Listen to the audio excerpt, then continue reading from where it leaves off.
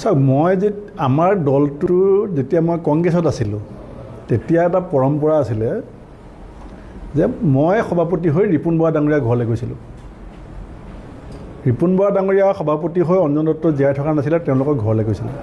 অঞ্জন দত্ত ডাঙৰীয়া সভাপতি হৈ ভুৱনেশ্বৰ কলিতা ডাঙৰীয়া ঘৰলৈ গৈছিলোঁ।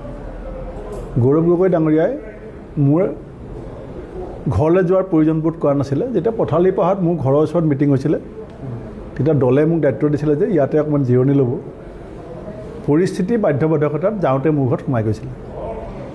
9 মাহৰ পিছত মোৰ ঘৰ আহি পাওঁতে তেখেতক 9 মাহ লাগিলে। মই পদত্যাগ কৰা 24 ঘণ্টাৰ ভিতৰত 1 ঘণ্টাৰ পিছত মুখ্যমন্ত্ৰীয়ে ক'লে মই ভূপেন বৰাৰ ঘৰলৈ যাম। মুখ্যমন্ত্ৰী আৰু উত্তৰ পূৰ্বাঞ্চলৰ আজিৰ তাৰিখত আটাইতকৈ শক্তিশালী নেতা, অল পাৰ্টিৰ তেওঁতকৈ শক্তিশালী নেতা আজিৰ তাৰিখত উত্তৰ পূৰ্বাঞ্চলত নাই। গতিকে তেওঁ ঘৰ পালেহি, যিটো মোৰ কাৰণে মানে অবিশ্বাস্য আছিলে, কাৰণ মই এটা বেলেগ দল, অৱশ্যে সেই সময়ত মই কোনো দলৰ সদস্য নাছিলোঁ। গৃহমন্ত্ৰী অমিত শ্বাহ ডাঙৰীয়া অসমলৈ আহিছিলে। মই যোৱা 7 মাহ গান্ধী ফেমিলি এপইণ্টমেণ্ট বিচাৰি আছোঁ। 7 মাহ আপোনাক চব মই চিঠি দেখাই দিম, চব হোৱাটছআপ মেছেজ দেখাই দিম। 7 মাহত মই প্ৰাক্তন সভাপতি হোৱাৰ পিছত লগ পাইছোঁ 5বাৰমান মিটিঙত। যেতিয়া আমাৰ অসমৰ গ্ৰুপটোৰ লগত মিটিং হয় তেতিয়া কেম্পেইনিং কমিটি সভাপতি হোৱা সুবাদত মোকো মাতে। সেই মিটিংবিলাকত মই বহোঁ, আপোনালোকে এইবিলাক নিউজো কৰে। কিন্তু মই ব্যক্তিগতভাৱে গান্ধী পৰিয়ালৰ 3জন নেতাৰ ভিতৰত যিকোনো এজন নেতাক মই লগ পাব বিচাৰিছিলোঁ। যোৱা 7 মাহ চেষ্টা কৰিছোঁ, মই লগ নাপালোঁ। যেতিয়া মই পদত্যাগ পত্ৰ পঠালোঁ তেতিয়া মোক ৰাহুল গান্ধী ডাঙৰীয়াই বহুত দীঘলীয়া সময় কথা পাতিছে। মই দলত যোগদান কৰা নাই। কেন্দ্ৰীয় গৃহমন্ত্ৰী অসমলৈ আহিছে, মোক ক'লে যে 8টা বজাত সন্ধ্যা আপোনাক কইনাধৰাত লগ পাব।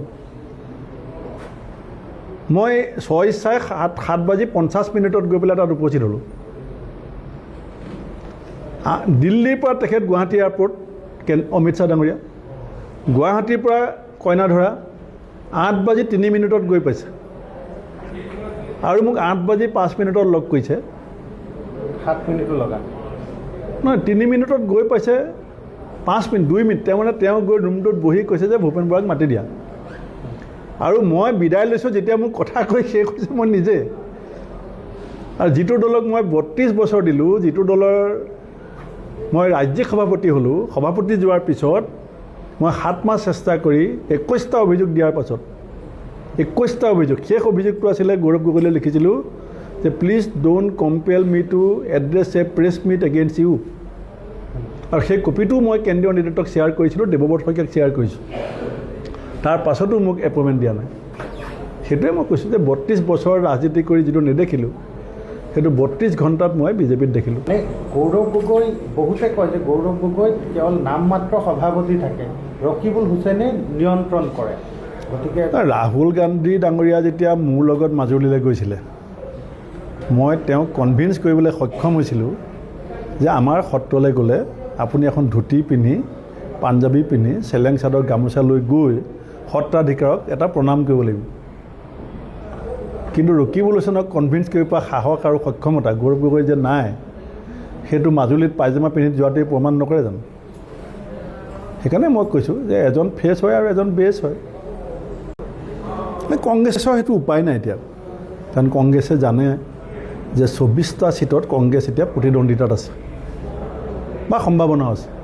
গতিকে সম্ভাৱনাপূৰ্ণ প্ৰতিদ্বন্দ্বিতাৰ সম্ভাৱনা স্পষ্ট হৈ থকা 24টা ছিটেই কংগ্ৰেছৰ এতিয়া শেষ ভৰসা। গতিকে সেইটো কংগ্ৰেছৰ যিটো স্থিতি, সেইটো ৰকিবুল হুছেইন, গৌৰৱ গগৈৰ পুৰণা স্থিতি, মই থাকোঁতেও স্থিতি আছে।